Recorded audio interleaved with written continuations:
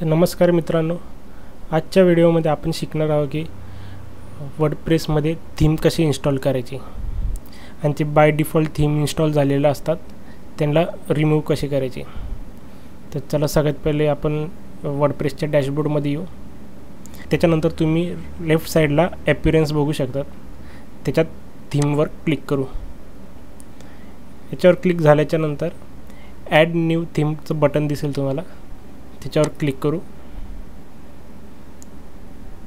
Click केल्याच्या नंतर तुम्ही इथं बघू शकता की तुम्हाला वेगवेगळ्या प्रकारचे थीम इथं शो होतात। ते इथून तुम्हाला जी आवडेल थीम तुम्ही इथून सिलेक्ट करू शकतात, जसं ओशियन WPA, जनरेट प्रेस आहे।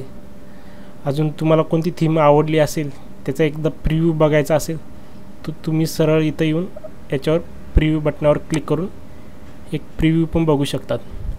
तुम्हाला आवडली असेल तरच तुम्ही इन्स्टॉल करा, नाहीतर मग तुम्ही दुसरी पण बघू शकतात।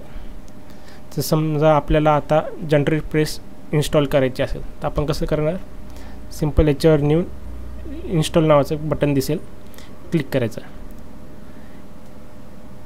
आणि इन्स्टॉल झाल्याच्यानंतर तुम्हाला एक ॲक्टिव्हचं बटन दिसेल, त्याच्यावर क्लिक केल्याच्यानंतर आपली थीम ॲक्टिव्ह होऊन जाईल। आता आपली थीम इन्स्टॉल झाली आहे, याच्यावर ॲक्टिव्ह केलं तर तुमची थीम ॲक्टिव्ह होऊन जाईल। सध्या तर माझी ही अस्त्रा नावाची थीम आहे, ती ॲक्टिव्ह आहे। समजा तुम्हाला लेटेस्ट थीम पाहिजे असेल तर तुम्ही इथं लेटेस्ट थीमवर क्लिक करून लेटेस्ट थीम जे असतील ते इथं तुम्हाला दिसतील। त्याच्यानंतर ब्लॉक थीम आहे, ब्लॉक थीम पण घेऊ शकतात। आणि अजून एक आहे की आहे ना, फिल्टर पण करू शकता तुम्ही। जसं की तुम्हाला न्यूजची वेबसाईट पाहिजे असेल, एंटरटेनमेंटची वेबसाईट पाहिजे असेल, तशी बनवायची असेल तर तुम्ही इथून सिलेक्ट करून, जसं की आता न्यूजवर मी क्लिक केलं आणि अप्लाय फिल्टरवर क्लिक केलं, त्याच्यानंतर तुम्हाला इथं फक्त आहे ना न्यूजच्या रिलेटेडच थीम दिसतील। हे बघा, तुम्ही बघू शकतात की इथं मी न्यूजवर क्लिक केल्याच्यानंतर सगळे न्यूजचे थीम आली इथं। तसंच तुम्ही एडिट पण करू शकता इथून। आता समजा आपल्याला ई कॉमर्सची पाहिजे, ती ई कॉमर्सला टिक करून इथं अप्लाय फिल्टरवर क्लिक करायचं, तर इथं तुम्हाला सगळं ई कॉमर्सच्या रिलेटेड दिसेल, प्रोडक्टच्या रिलेटेड असे। आता आपण 2 थीम इन्स्टॉल केलेले आहे, ते तुम्हाला कुठे दिसतील, तर सेम ॲपिअरन्समध्ये थीमवर क्लिक करायचं। तुम्ही जे जे थीम इन्स्टॉल केलेले आहे ते तुम्हाला इथं दिसून जाईल। जसं आता माझी ॲक्टिव्ह थीम आहे, पहिले दिसेल, हे बाकीचे दुसरे थीम आहे। इथून पण तुम्ही ॲड करू शकतात।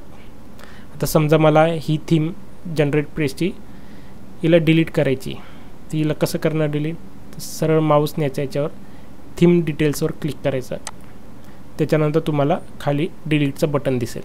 सिंपल याच्यावर डिलीट करून ओके करून तुम्ही थीम डिलीट करू शकता।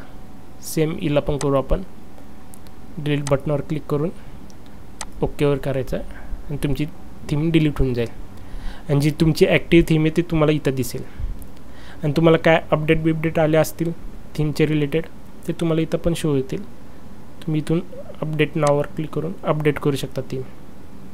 अशा प्रकारे तुम्ही थीम इन्स्टॉल आणि जे थीम नको असेल ते डिलीट कसे करायचे हे तुम्हाला मी ह्या व्हिडिओमध्ये दाखवलेलं आहे। तर तुम्हाला व्हिडिओ आवडला असेल तर व्हिडिओला लाईक करा, शेअर करा आणि सबस्क्राईब करा।